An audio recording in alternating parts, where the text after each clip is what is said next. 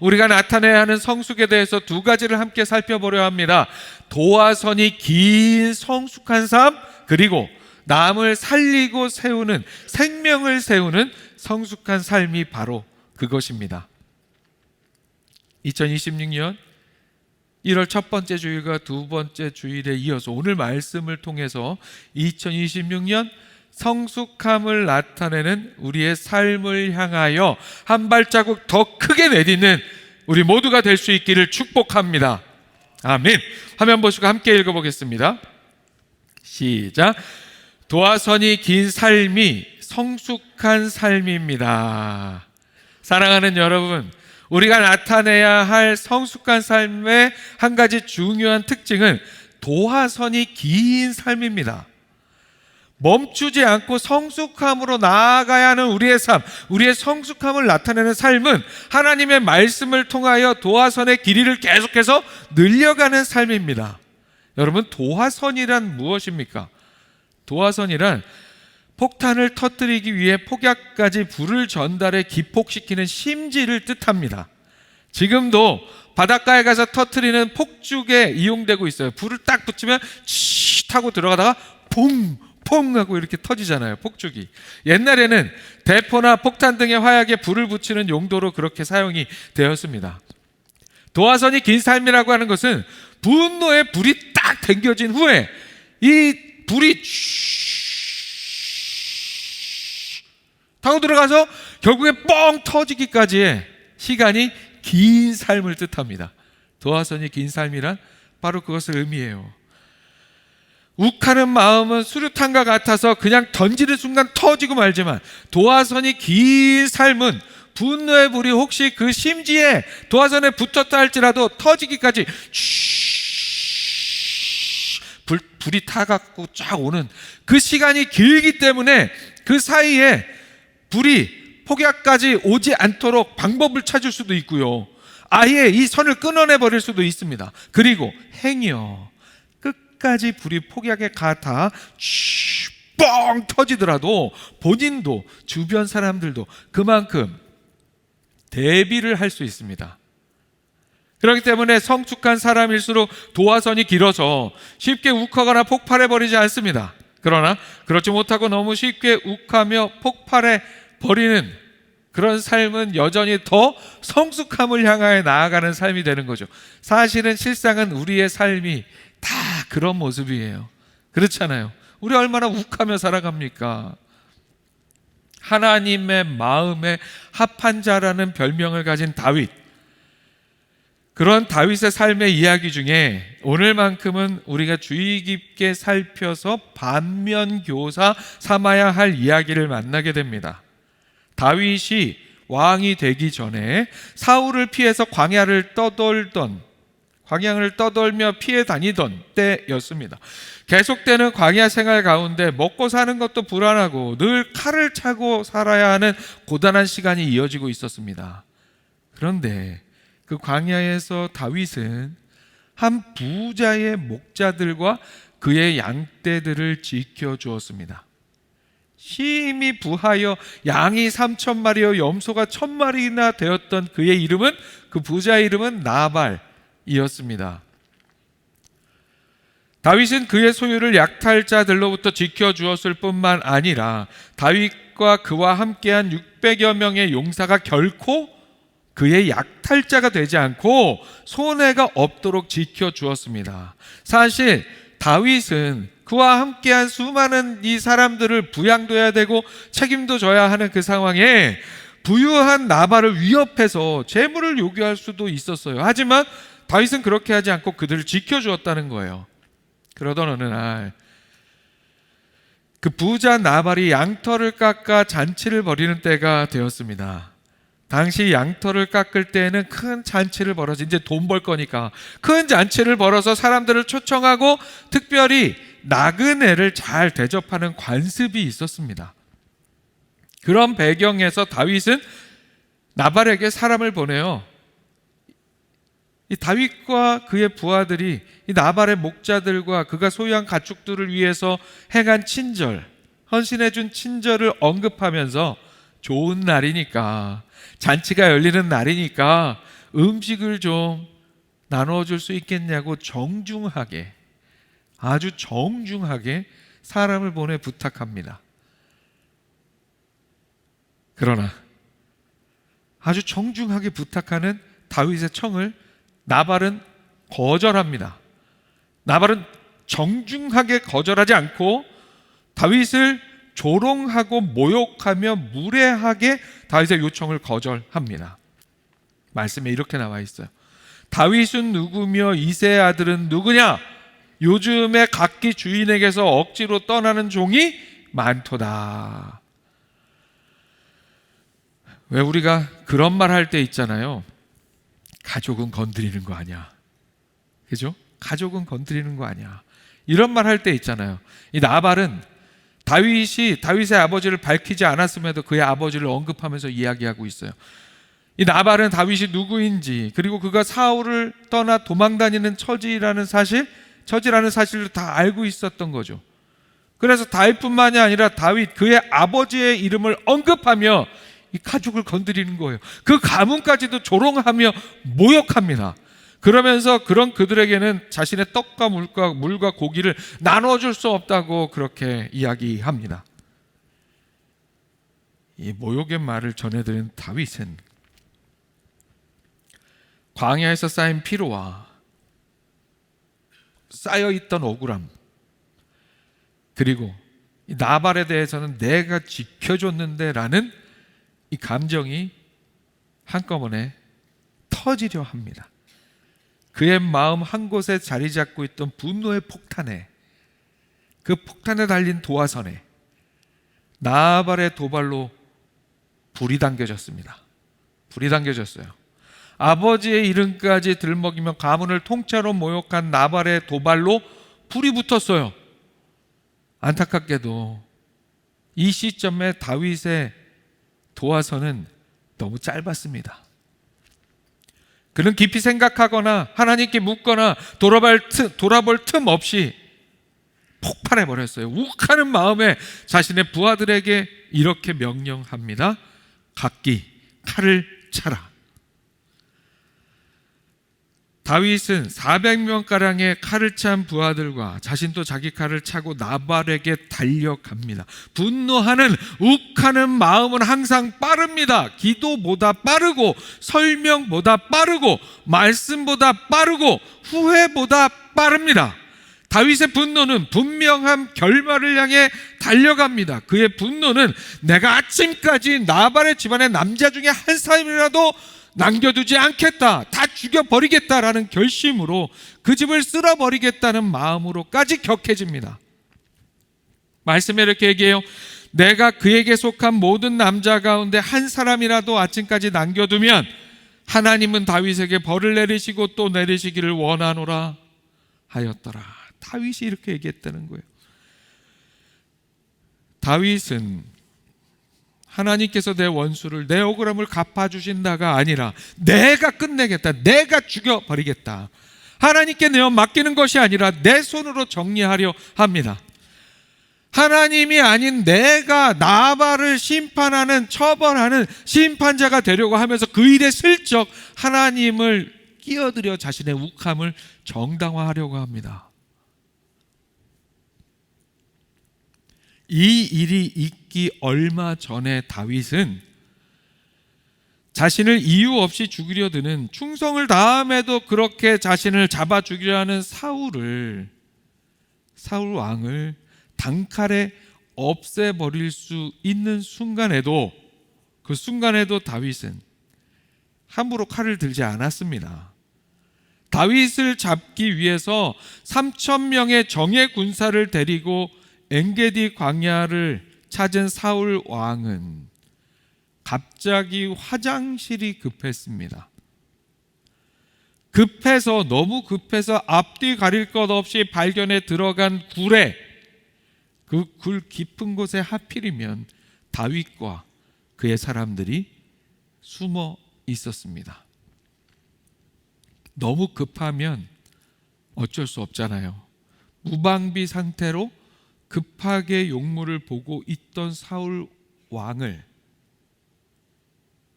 다윗은 단칼에 없애버릴 수 있었습니다.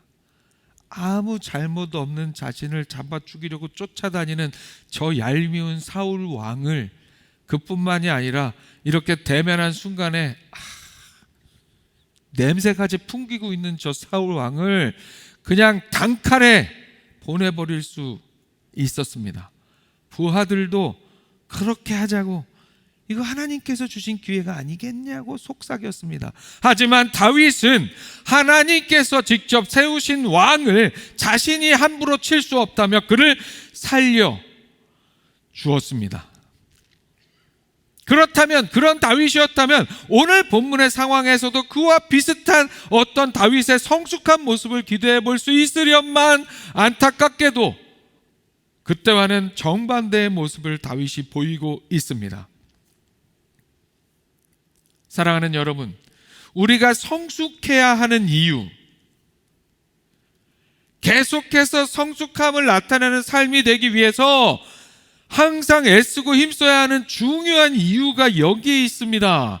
다윗과 같은 출중한 믿음의 사람도, 하나님의 사람도 한순간의 감정에 휘둘려 욱할 수 있다는 사실을 성경은 우리에게 보여주고 있습니다. 오늘 우리의 삶의 모습은 어떻습니까? 우리 삶의 도화선의 길이는 얼마나 됩니까? 여러분의 삶의 한쪽 구석에 어딘가에 자리 잡고 있는 분노의 우의 폭탄, 거기에 이어져 있는 도화선은 길이가 얼마나 됩니까? 도화선이 길면 누가 막 도발을 하고 불을 거기다 댕겨도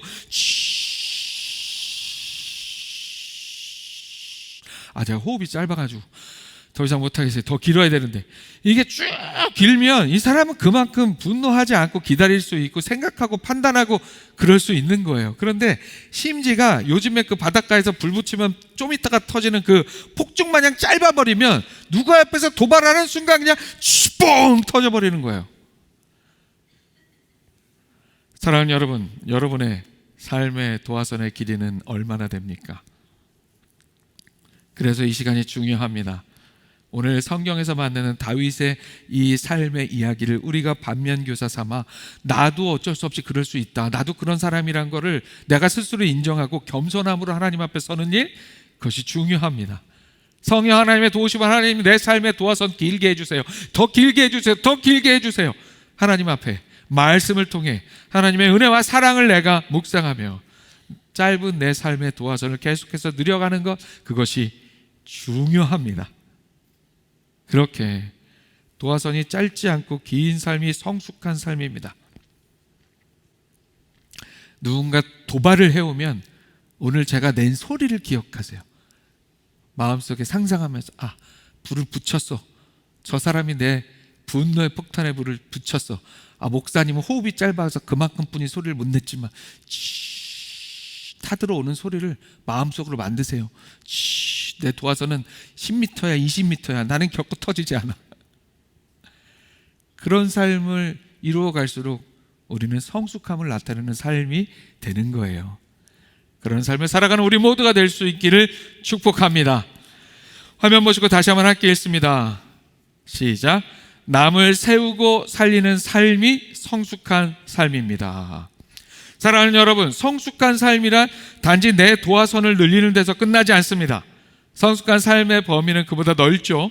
성숙은 내가 멈추는 것에서 한 걸음 더 나아가 다른 사람을 멈추게 하고 세우고 살리는 삶으로 나타날 수 있습니다. 내 분노의 폭발을 스스로 막는 것도 성숙함이지만 누군가의 폭발을 막아 피 흘림을 멈추게 하는 것, 그것은 한 걸음 더 나아간 성숙이라고 할 수 있죠. 다윗은 이미 폭발했어요. 칼을 차고 달려갑니다. 내가 아침이 밝기까지 나발의 집안에 남자라고는 하나도 남겨두지 않겠다. 이미 마음은 결심했습니다. 다 폭발한 거예요. 그렇게 다윗은 욱함으로, 피를 흘림으로 왕이 되기 전부터 자기 손으로 자기 인생에 지울 수 없는 흠집을 남기려고 달려갑니다. 바로 이런 다윗의 폭발 속에 하나님께서는 한 사람을 보내셔서 다윗을 살려주시죠. 그 사람이 바로 아비가일입니다. 나발의 집안에 있던 한 종이 이 상황을 파악하고 나발의 아내 아비가일에게 급하게 달려가서 자초지종을 설명합니다. 다윗이 들에서 우리를 선대하고 양을 지키는 동안에 밤낮 우리를 지켜주어서 우리가 다치거나 양념소를 잃은 적이 없었는데, 그가 주인에게 문안하고 음식을 부탁하러 왔는데 그 부탁을 하러 온 다윗의 전령들을 주인이 모욕했습니다. 이제 큰 화가 임했습니다. 다윗이 주인과 주인의 온 집을 해하기로 결정하고 달려오고 있습니다. 사랑하는 여러분, 여기에서 중요한 것이 나발의 아내 아비가일의 반응입니다. 성경은 나발이라는 인물에 대해서 이렇게 소개합니다. 완고하고 행실이 악하다. 이 나발에 대해서 더불어 말할 수 없는 불량한 사람이다. 요즘에 속된 표현으로 짧게 표현하면 말이 통하지 않는 꼴통이라는 의미예요. 이미 일이 있기 훨씬 전부터 아내 아비가일은 남편 나발로 인하여 힘들고 속상한 일들이 가득했을 거예요. 그럴 수밖에 없잖아요. 이런 현실 속에서 이제는 남편이 나발이 다윗이라는 큰 인물을 불필요하게 도발해서 집안이 쑥대밭이 될 수 있는 위기를 만들었어요. 그런 남편의 소식을 듣고 우리가 쉽게 상상해 볼 수 있는 아내의 반응이 있습니다. 우리 인생의 이야기 속에서도 이런 상황에 흔하게 있을 수 있는 아내들의 반응입니다. 무슨 반응입니까? 아니, 이 인간이 이제는 하다 집안을 다 말아먹으려고 하네. 아니, 꼭 그 이름대로 살아야 직성이 풀리나. 나발이라는 이름의 뜻은 바보, 멍충이 이런 뜻이에요. 진짜 바보 멍청이인가? 왜 하필이면 다윗을 모욕해서, 아니 이 양반이 진짜 죽으려고 한작을 했나? 나는 안 그런 아내야. 나는 결코 내 남편이 무슨 일을 해도 그렇게 반응하지 않아 라는 표정으로 저를 바라보지 마세요. 대략 이런 반응이죠. 있을 수 있는 반응이에요. 맨날 속만 썩이던 남편이 이제는 집안을 풍비박산을 내려는 상황이 되었기 때문입니다. 얼마나 답답하고 깝깝한 상황이에요. 그러나 이 상황 속에 아비가일은 그런 상황에 아내들이 보통 반응할 수 있는 그런 반응을 보이지 않습니다. 그녀는 남편에게 분노하거나 욱하지 않습니다. 그녀의 삶에도 어딘가를 자리 잡고 있을 그 폭탄에 달린 도화선은 짧지 않았던 거죠. 아비가일은 욱하는 대신에 곧바로 자신이 해야 할 일, 자신이 할 수 있는 일을 찾습니다. 아비가일은 자신의 위치에서 최선을 다해서 지금 필요한 것은 남편의 잘잘못을 따지는 논쟁이 아니라 중재가 필요하다. 중재. 지금 필요한 것은 자신의 자존심을 지키는 것이 아니라 사람을 살리는 일이다 라는 결단을 하고 행동합니다. 그녀는 이미 그렇게 사고를 친, 말이 통하지 않는 사고 뭉친 남편과는 상관없이 즉시 준비합니다. 빵 200덩이, 포도주 2가죽 부대, 잡아서 요리한 양 5마리, 볶은 곡식 2말 정도, 건포도 100송이와 무화과 뭉치 200개를 준비해서 나귀 위에 싣습니다. 짧은 시간 정성을 다해서 신속하게 준비해서 나귀에 싣고 종들에게 말합니다. 나를 앞서 가라. 그녀는 오래전 야곱이 자신의 장자권을 속여 뺏었던 형 에서를 오래간만에 만날 때 그랬던 것처럼 자신에 대해서 호의적이지 않을 수 있는 누군가를 대면할 때 선물을 먼저 보내서 상대방의 화를 누그러뜨리기를 시도하는 전통적인 그 관례를 놓치지 않습니다. 그래서 그녀는 다윗의 마음을 움직일 선물로서 정성을 담은 음식을 준비하고는 종들에게 나를 앞서 가라 합니다. 어떻게든 내가 달려가지고 그 앞에서 뭐든 어떻게 좀 해봐야지, 이거 이러다 다 죽게 생겼어, 막 그렇게 정신없이 행동하지 않는다는 거예요. 성경은 아비가일에 대해서 이렇게 소개합니다. 총명하고 용모가 아름답다. 나야 나. 이런 표정으로 앉아 계신 분들 많으시네요. 축복합니다.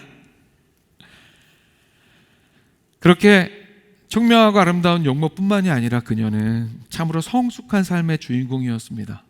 지혜로운 여성이었죠.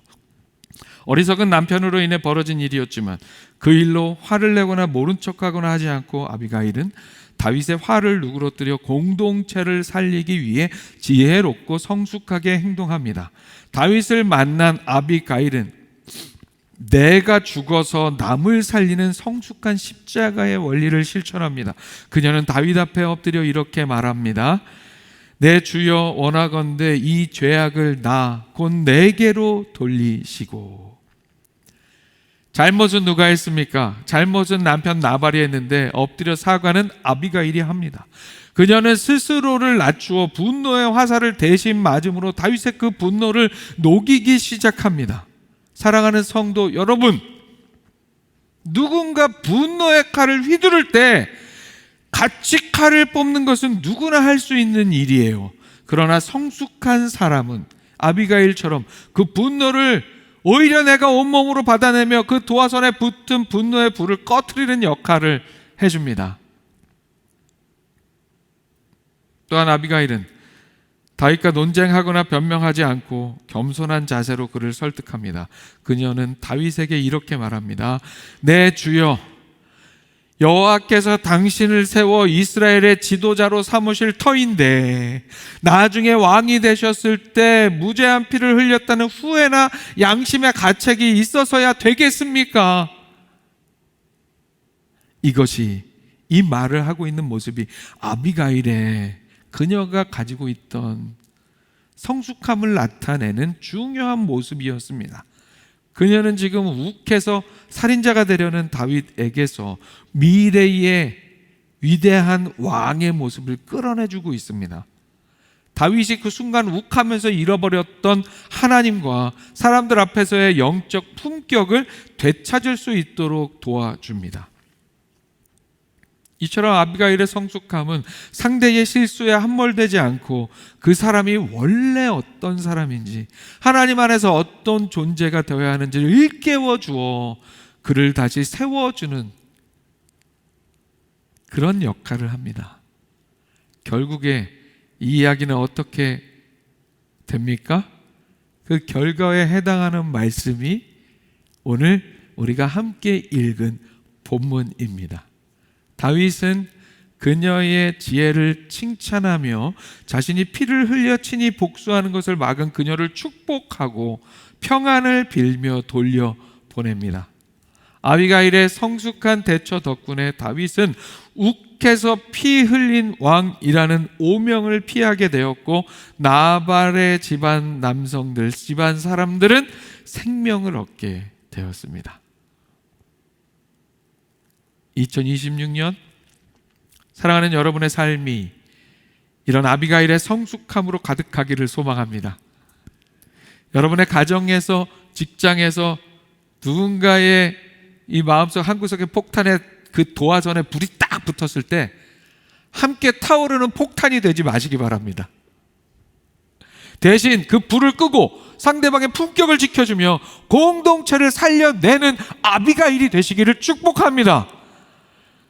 아비가일을 만난 다윗이 그녀에게 했던 첫 마디, 우리가 함께 읽은 본문의 첫 번째 절을, 그는 그녀에게 이렇게 말했습니다.